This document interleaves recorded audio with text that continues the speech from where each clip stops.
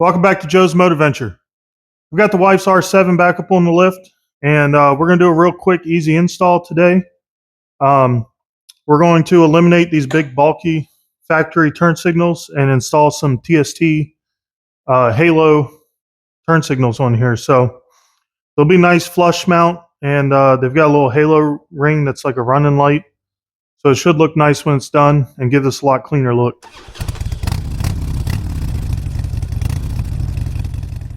So you're not going to need a lot of tools to do this, but there is a very specific order that you need to follow to get these fairings apart.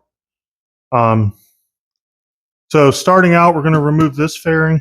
There are a few push pins. There's one here, one here, one here, and then there's a 4mm bolt here, 4mm Allen bolt here. So these Yamaha push pins, I'll show you once I get one out, but you just take a pick, push the center in, and then the whole piece will come out. And so this is what it looks like when it's installed. It's nice and flush. You just push that centerpiece in a little bit. It'll pop in, and then you can pop the whole piece out. When you put them back in, you push the pin so it's protruding out, installed in the hole, and then just push it flush. So there's that one. There's one tucked up inside here. These are probably my favorite plastic body panel pins to work with. They're super easy. Every once in a while, you'll push the center pin all the way through. It's no big deal. You just got to find it and then feed it back in from the front.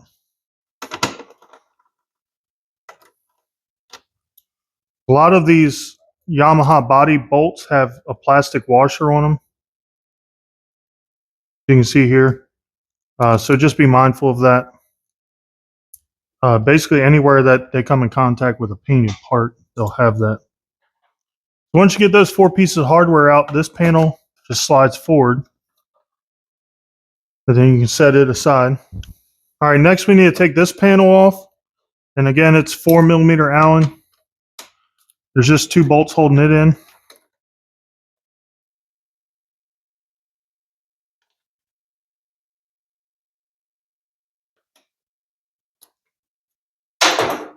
And then it has like a post on the back of it. Right here, goes in this rubber grommet. So right here, there's a plastic clip goes through this panel.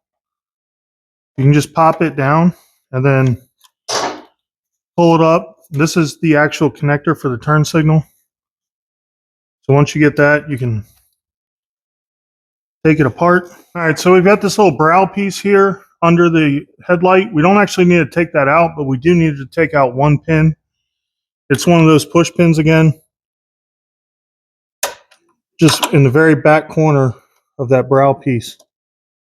I know this is going to be hard to see, but there's 3 pins in holding this fairing into this inner plastic piece. So there's one here, one in the middle, and then one down low.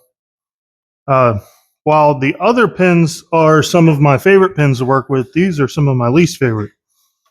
So they have a Phillips head center, but they don't actually unscrew. So you have to get a Phillips in them and just barely turn it with just the right amount of pressure, and it'll create a little bit of a lip between the centerpiece and the outer ring.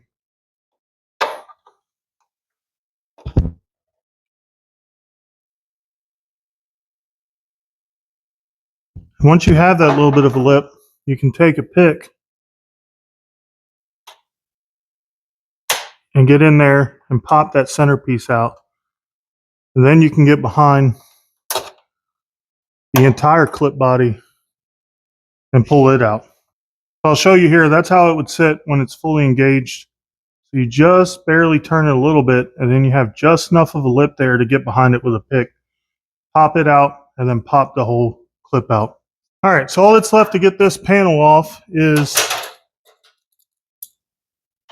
there's a 4mm Allen bolt in the back here.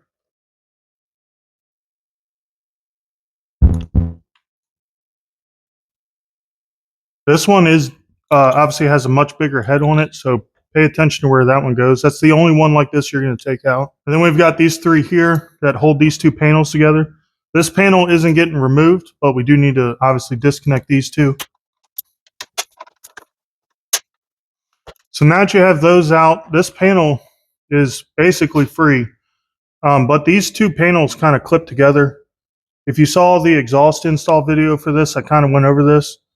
But you just gotta, feels like you're gonna break something, but you gotta pull the two outer edges out, and then it'll all just kind of pop apart.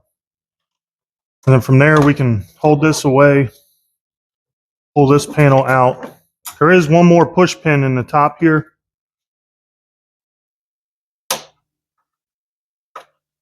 So then you're going to want to take this front piece, pull it out towards you,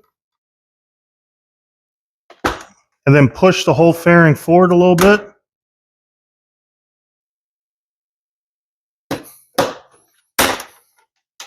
And then you'll have this one cable harness here that just sits in this little hook here. So it just sits right in there. All right, so to remove the turn signal assembly from the actual fairing, there's just these little clips that hold the harness in. You might have to pry them open just a little bit. And then built into the signal, there's like a rubber piece you just pull off, and then this little retainer will come off. And then the turn signals just kind of pressure fit into the fairing. So once you pull that off, you can feed everything through the hole, through the outside. Here's our turn signals. It's just a kit from TST. I'll put a link down in the description for it. You can get this with or without the halo ring. You'll see as I put it all together. So you can have it just be turn signal, or you can have turn signal and running light. So my understanding is that the halo running light, when you turn your turn signal on, when you activate your turn signal, it will turn off that running light. And you can get the running light in a whole variety of colors. We just went with bright white for this bike. But they have, I know they have like blue, green, orange, a different white, and some other options. So the Halo kit's like $16 or something. It's really cheap. So this is the turn signal kit, and then this is the Halo kit. And the turn signals come pre-wired for the Halo. So the Halos can work on either side, but to tell if you have the left or right turn signal, it's going to be hard to see, but the company's logo is in the top of the signal there. So this obviously is for this side. If we tried to put the other one in, that logo would be upside down and it doesn't quite fit right. So easy way to tell, just make sure that the logo is facing up, and that's how you know you have the right side.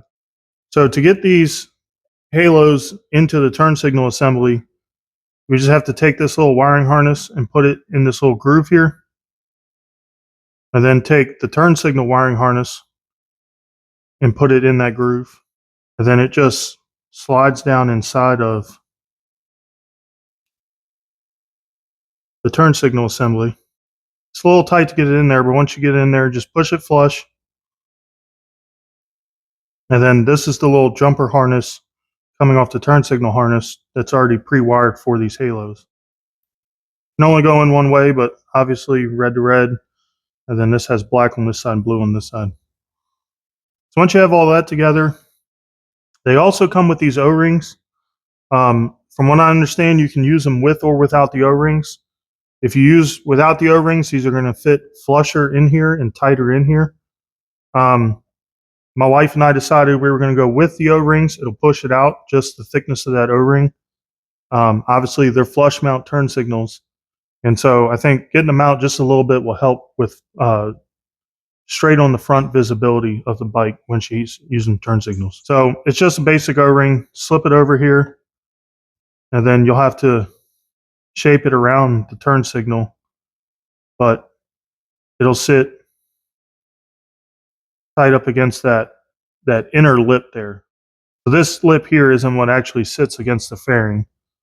It's that, it's a little hard to tell, but you can see that line there. That's what actually sits up against the fairing. So once you have that on, again, that's optional. You can feed your harness through, then set that in place. So as you can see, it still sits super flush here. Just it would be about an 1/8 inch further in without the O-ring.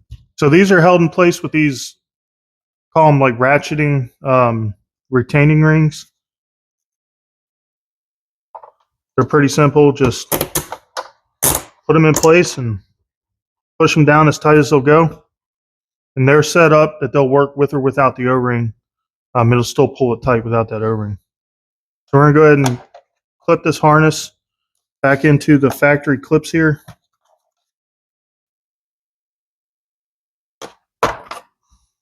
And then this fairing's ready to go back on the bike. All right, so putting this back on is going to be obviously reverse order of taking it apart. The big thing to pay attention to is these two clips here. So you need to get this front one slid back into place, and then the top one popped in before you start putting any hardware on. So that front one is all the way up here, just under the headlight.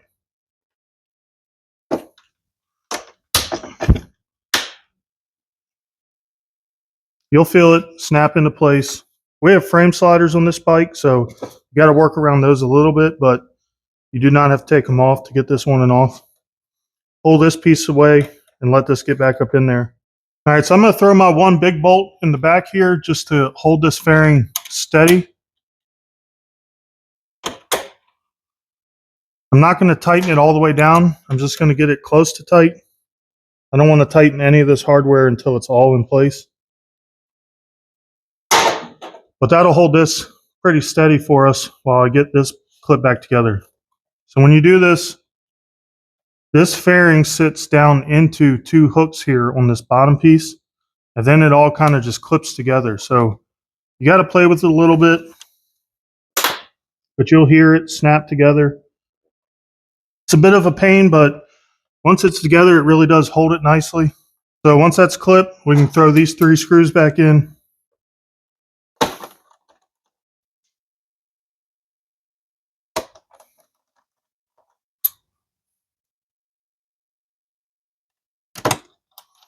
Once all 3 of those are started, you can actually tighten these 3 down.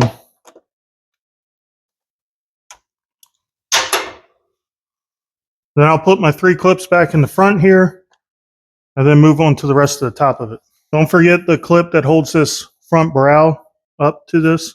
And then we just have the clip up top here.